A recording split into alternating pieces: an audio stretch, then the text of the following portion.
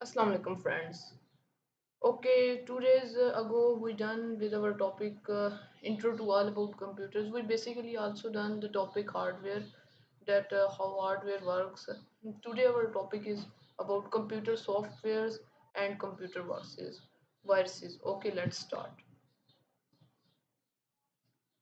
Okay, हम थोड़ा general सा रिव्यू कर लेते हैं अपने पिछले टॉपिक का। तो उसमें ने देखा था कि सोसाइटी में कंप्यूटर का क्या किरदार है, और इसके अलावा वो हमारी डेली लाइफ में किस तरह यूज़ हो सकते हैं, और किस किस तरह के कंप्यूटर्स होते हैं, उनकी एक्सटर्नल जो चीज़ें थी उनके बारे में। हार्डवेयर हार्डवेयर क्या होता है, एक्सटर्नल चीज़ों के बारे में स्टडी करना। हमने उन चीज़ों के बारे में स्टडी किया था। तो चलिए, आज हमारा जो टॉपिक आपको नज़र आ रहा है, system software. The most important system software is the operating system. अच्छा, ऑपरेटिंग सिस्टम्स की एग्जांपल जो है वो window XP, DOS, Apple, Unix.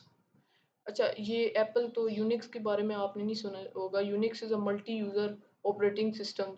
ये भी लार्ज ऑर्गेनाइजेशंस में यूज़ होता है। और डॉस में, DOS single user operating system है। ये पुराने कंप्यूटर्स में, जैसे अभी आपका पर्सनल कंप्यूटर है, ये ऑपरेटिंग सिस्टम पे बेस करता है। डॉस जो था वो पहले यूज़ होता था, मगर वो छोटे कंप्यूटर्स में यूज़ होता था। तो चलिए हम टॉपिक स्टार्ट करते हैं। अच्छा, द सॉफ्टवेयर होता क्या है? The software that controls everything that happens in a computer. Background software manage the computer internal resources. अब हार्डवेयर जो था वो एक्सटर्नल रिसोर्सेज थी, ठीक है। और ये जो है, ये सॉफ्टवेयर जो कंट्रोल्स एवरीथिंग। अब जैसे मैं अभी पावर पॉइंट निकाला हुआ है मैंने, ठीक है, ये एक सॉफ्टवेयर है। मैं ऊपर नीचे करता हूँ, ये इसको कंट्रोल कर रहा है, ठीक है। एक्सटर्नल से मैं इसको अंदर इनपुट दे रहा हूँ, ये आउटपुट जनरेट कर रहा है, ये ऊपर नीचे हो रहा है, ठीक है। इंस्ट्रक्शंस देना, ठीक है। Everything that happens in a computer. जैसे अगर हमारी हमारी बात की जाए एक एग्जांपल के जरिए, जिससे आपको समझ आ सकती है। जैसे हमारा अंदरूनी जो अंदर की हमारी चीज़ें, जिस्म के अंदर जो चीज़ें हैं वो कैसे काम करती हैं। जैसे हम सांस ले रहे हैं, अब सांस लेने वाली चीज़ वो हमारी जो है हार्डवेयर है, लेकिन सांस कैसे ले रहे हैं वो कंप्यूटर सॉफ्टवेयर में, ठीक है। आगे चलते हैं हम। Application software basic tools. अच्छा, एप्लीकेशन सॉफ्टवेयर कौन कौन सी मतलब सॉफ्टवेयर होते हैं? Word processor, separate sheet, database manager, graphics. इसकी एग्जांपल्स भी आगे लिखी हुई हैं।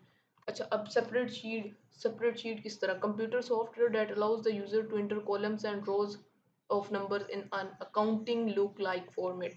अब ये हम एक्सटर्नल से उसको दे रहे हैं, इनपुट दे रहे हैं मतलब, और वो आउटपुट जनरेट कर रहा है। वो सॉफ्टवेयर है ना स्प्रेडशीट, वो हमें आउटपुट जनरेट कर रहा है। वो हमारा जो हम उसको टास्क देते हैं वो कंप्लीट कर रहा है, मतलब ये सॉफ्टवेयर में आता है।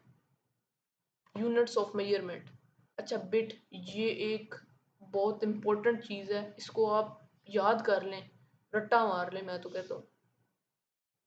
तो बिट क्या होता है? ये बाइनरी डिजिट होता है, टेक्स टू वैल्यूज वन और जीरोस एंड वन। अच्छा, बाइनरी डिजिट्स ना इसमें यूज होते हैं, क्या कहते हैं, मशीन लैंग्वेज में, ठीक है। 1 byte equal to 8 bits, 8 bits. अच्छा, किलो बिट्स पर सेकंड। अब किलो बिट्स क्या होता है? ये बिट्स तकरीबन एक स्पीड होती है, जैसे नेट की स्पीड होती है ना, इसी तरह। अब मेगा बिट्स में कितने केबी होते हैं, किलो बिट्स होते हैं। फिर जीबी में एमबी होते हैं।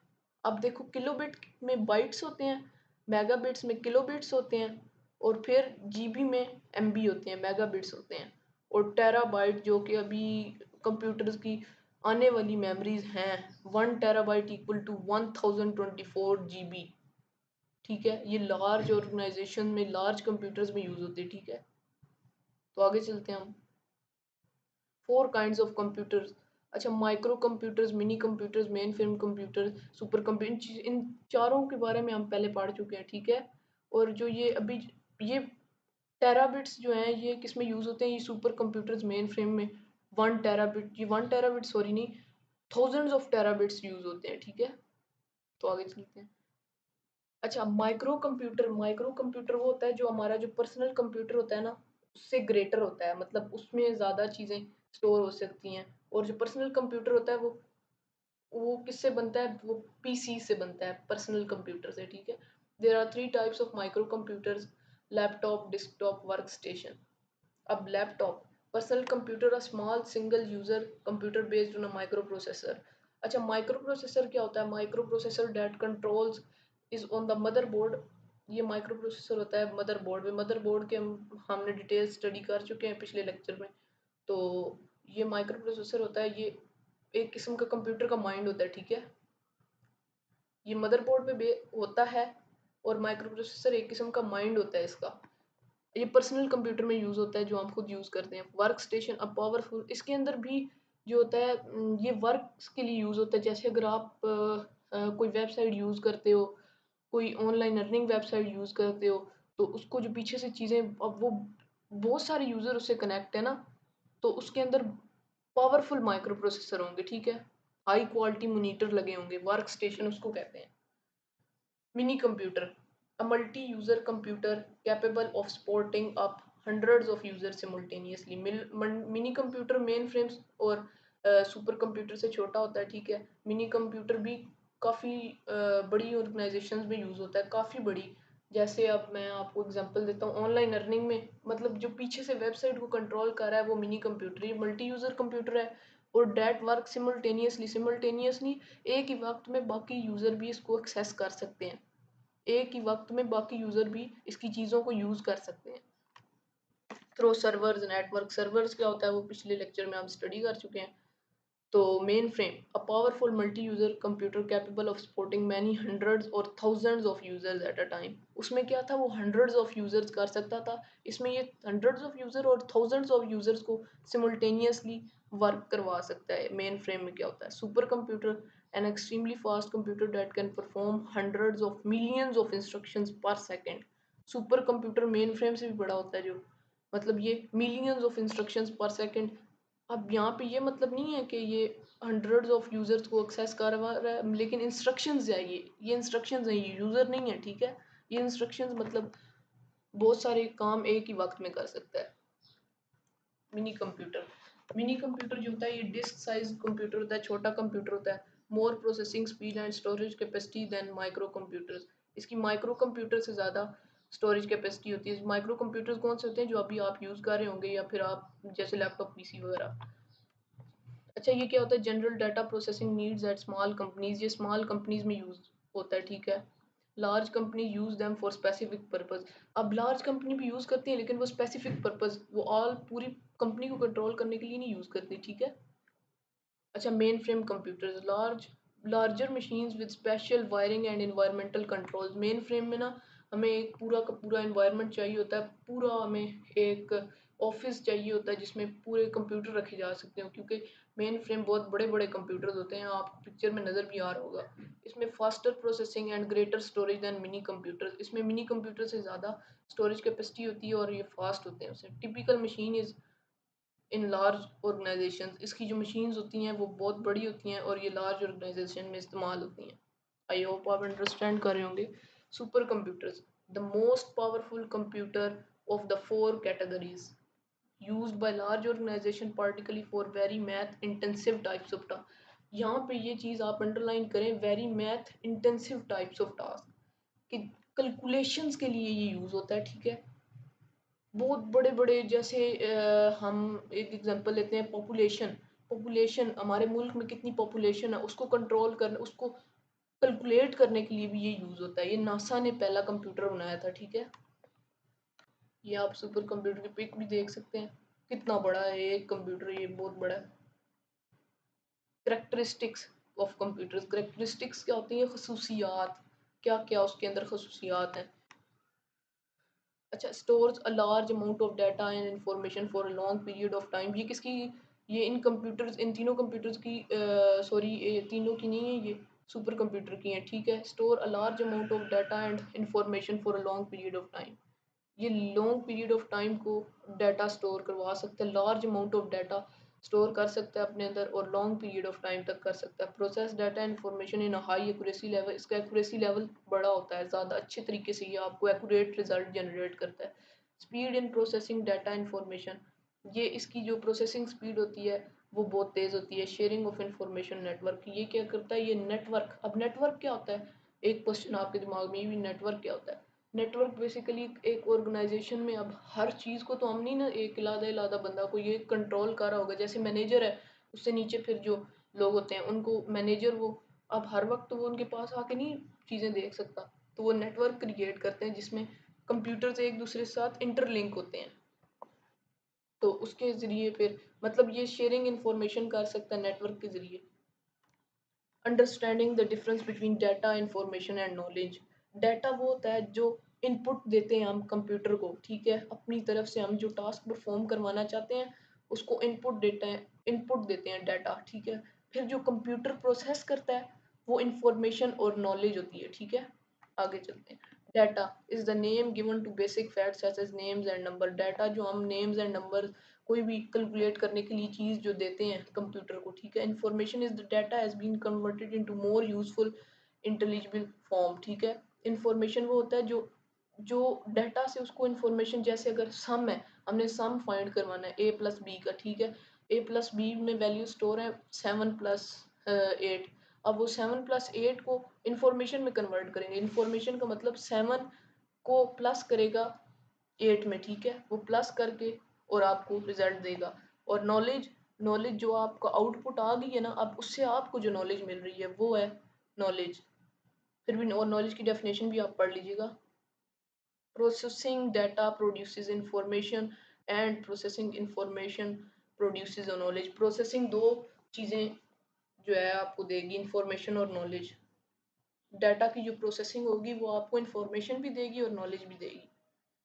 अच्छा, अब हमारा ये टॉपिक हो गया कंप्यूटर, कंप्यूटर सॉफ्टवेयर कंप्लीट हो गया। अब हम आते हैं कंप्यूटर वायरसेस पे। बेसिकली वायरस होता क्या है? Application program designed and written to destroy other programmes.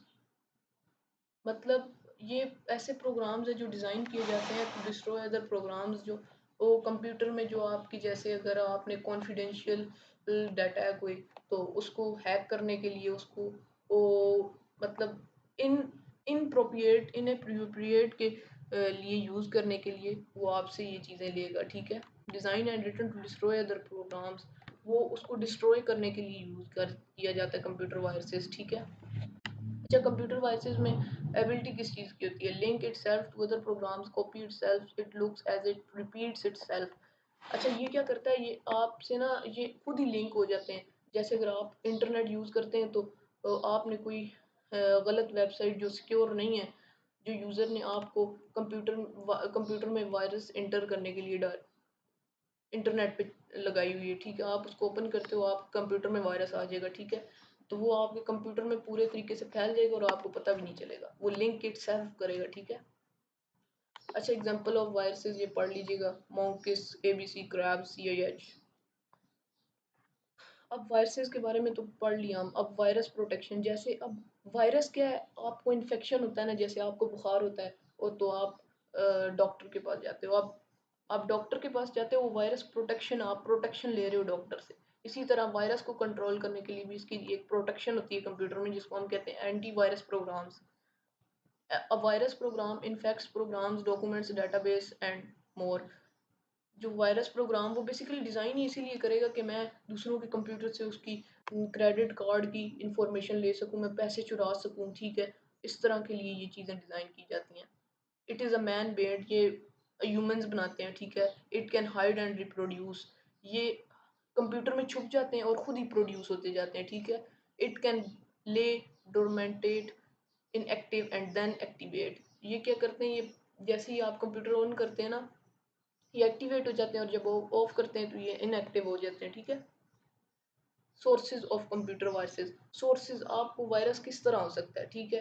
आपको आपको सॉरी कह रहा हूँ, कंप्यूटर को वायरस किस तरह हो सकता है। The primary resources the internet, major source जो है द इंटरनेट, क्योंकि अब वर्ल्ड वाइड इंटरनेट है, ठीक है। Wide internet, world wide internet, जो इंटरनेट पूरी दुनिया यूज़ करती है इंटरनेट, आप तो सारों की ये ज़िंदगी का हिस्सा बन चुकी है। VIA डोंट लो, मतलब जो आप मैसेजेस आते हैं आपको, अगर आप किसी की ईमेल ओपन करते हो, ईमेल से भी वायरस आपके कंप्यूटर में फैल सकता है। और आप hard disk activity, hard disk जैसे USB, आप किसी के कंप्यूटर से लेकर, अब किसी ने USB के अंदर वायरस डाल दिया, अब जैसे ही लगाओगे आप तो आपके कंप्यूटर में वायरस आ जाएगा। उसके बाद कंप्यूटर नेटवर्क्स, जैसे लार्ज ऑर्गेनाइजेशन में नेटवर्क्स यूज़ होते हैं, तो नेटवर्क्स में भी वायरस कोई फैल सकता है, ठीक है।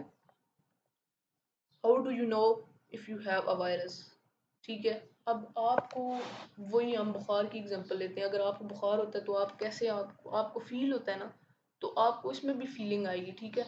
लैक ऑफ स्टोरेज कैपेबिलिटी, ठीक है। Decreases in the speed of executing programs, जब आप कोई प्रोग्राम रन करते हो आपका कंप्यूटर स्लो हो जाएगा।